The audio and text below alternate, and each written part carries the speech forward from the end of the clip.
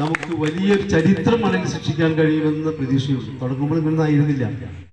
കോൺഗ്രസ് എന്ന വികാരം, കോൺഗ്രസ് ഇന്ത്യയുടെ ഭരണം ഏറ്റെടുക്കണമെന്ന ആ ഒരു വികാരം എല്ലാവരിലും കാണുന്നുണ്ട്. അതിന് കഴിയട്ടെ. അതിന് നിങ്ങളെല്ലാവരും നമുക്ക് ഒത്തൊരുമിച്ച് ഒരേ രീതിയിൽ നമ്മുടെ ഭരണ സംവിധാനം മാറാൻ നമ്മുടെ രാഹുൽ ഗാന്ധിയുടെ നേതൃത്വത്തിലുള്ള ഇന്ത്യ മുന്നണി ഇന്ത്യയുടെ ഭരണ സാരഥ്യം ഏറ്റെടുക്കാൻ നമുക്ക് ഒരുമിച്ച് ഒറ്റക്കെട്ടായി പ്രവർത്തിക്കാമെന്ന് ആഹ്വാനം ചെയ്തുകൊണ്ട് ഈ മഹത്തായ കുടുംബ സമ്മേളനം ഔദ്യോഗികമായി ഉദ്ഘാടനം ചെയ്തതായി പ്രഖ്യാപിച്ചുകൊണ്ട് നിർത്തുന്നു. ജയ്. ഒരു മതത്തിന്റെയും പേരിൽ ഈ രാജ്യത്തിന്റെ ഭരണഘടന തുടങ്ങേണ്ടതില്ല. ഹിന്ദുവിനെയും മുസൽമാനെയും ക്രൈസ്തവനെയും ബുദ്ധനെയും ജൈനനെയും മതമുള്ളവനെയും മതമില്ലാത്തവനെയും ഉൾക്കൊള്ളുന്ന ഇന്ത്യ രാജ്യം, ആ രാജ്യത്തിന്റെ ഭരണഘടന ഒരു മതത്തിന്റെ പേരിലും തുടങ്ങേണ്ടതില്ല. പറഞ്ഞ വാക്കാണ് ഞാൻ നിങ്ങളെ ഓർമ്മയിലേക്ക് കൊണ്ടുവരാൻ ആഗ്രഹിക്കുന്നത്. ഈ ചരിത്ര പശ്ചാത്തലത്തിൽ രണ്ട് വഴി പോകട്ടെ.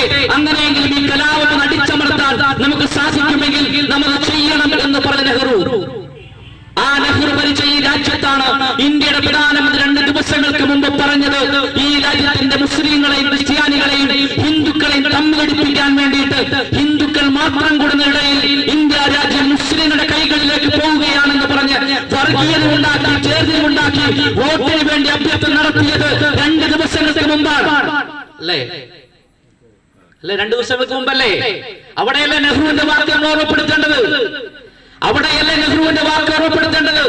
ഞാനിങ്ങനെ കടന്നു വരുമ്പോ നമുക്കറിയാം, ഞാനിങ്ങനെ പലതവണ ഓർക്കാറുണ്ട്, ബാബരി മസ്ജിദ് തകർക്കപ്പെട്ടത് ഒരു കുറ്റകൃത്യമാണ്. ബാബരി മസ്ജിദ് തകർക്കപ്പെട്ടത് ഈ രാജ്യത്ത് നടക്കാൻ പാടില്ലാത്തതാണ്. ഈ രാജ്യത്ത് മുസൽമാൻ 5 നേരം നമസ്കരിച്ച ബാബരി മസ്ജിദ് തകർക്കപ്പെട്ടത് ഈ രാജ്യത്ത് പാടില്ലാത്തതാണ്. പക്ഷേ ആ ബാബരി മസ്ജിദ് തകർക്കപ്പെട്ടത് പാടില്ലാത്തതാണെന്ന് പറയുമ്പോ നമ്മുടെ രാജ്യത്തെ ഹൈന്ദവർ, നമ്മുടെ രാജ്യത്തെ ഹൈന്ദവ വിശ്വാസികൾ ദൈവമായി കാണുന്ന രാമന്റെ ക്ഷേത്രത്തെ തീർക്കാൻ ഈ രാജ്യത്തെ മുസൽമാന് കഴിയുമോ? ഈ രാജ്യത്തെ ഹൈന്ദവന്, ഈ രാജ്യത്തെ മതേതര വിശ്വാസികൾ കഴിയുമോ? കഴിയില്ല. ഈ ആശങ്ക തന്നെയാണ് സംഘപരിവാറിന്റെ ആയുധം.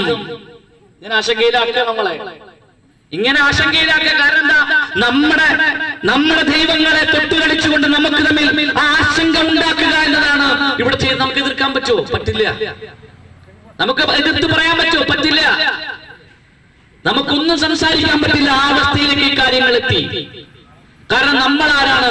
നമ്മൾ രാമനെ ബഹുമാനിക്കുന്നു, നമ്മൾ മുഹമ്മദ് നബി സ്വല്ലല്ലാഹു അലൈഹി വസല്ലമയെ ബഹുമാനിക്കുന്നു, നമ്മൾ ക്രൈസ്റ്റിനെ ബഹുമാനിക്കുന്നു. ആ സംസ്കാരമാണ് നമുക്കുള്ളത്. അങ്ങനെ ഈ രാജ്യത്തെ എല്ലാ വിഭാഗം ജനങ്ങൾക്കും 952 ജനാധിപത്യ വിരുദ്ധമാണ്. ഇവിടെ പറഞ്ഞു, എനിക്ക് മുന്നേ പ്രസംഗിക്കുമ്പോൾ മണ്ഡലം പ്രസിഡന്റ് പറഞ്ഞു, എന്താ പറഞ്ഞതറിയോ? ഈ തെരഞ്ഞെടുപ്പ് ഉണ്ടാകുമോ എന്ന ഒരു ചോദ്യം ഇവിടെ ഉന്നയിക്കുന്നുണ്ട് എന്നതാണ്. പക്ഷേ 952 നമ്മളൊന്ന് കടന്നു പോകണം. പ്രായം ചേർന്ന ആളുകൾക്കറിയാം, രാജ്യത്തെവിടെയും കോൺഗ്രസ്, എല്ലാ സംസ്ഥാനങ്ങളിലും കോൺഗ്രസ്, എവിടെ നിന്നാലും കോൺഗ്രസ് ജയിക്കും. കോൺഗ്രസ് മാത്രമുള്ള ഒരു കാലഘട്ടത്തിൽ 982 ഒരു തെരഞ്ഞെടുപ്പ് വേണോ എന്ന ചോദ്യം കോൺഗ്രസിന്റെ അകത്തു നിന്ന് ഉന്നയിക്കപ്പെട്ടപ്പോൾ ഇന്ത്യ രാജ്യത്തെ ഏറ്റവും ജനാധിപത്യവാദിയായ നെഹ്റു പറഞ്ഞത് ഇല്ല,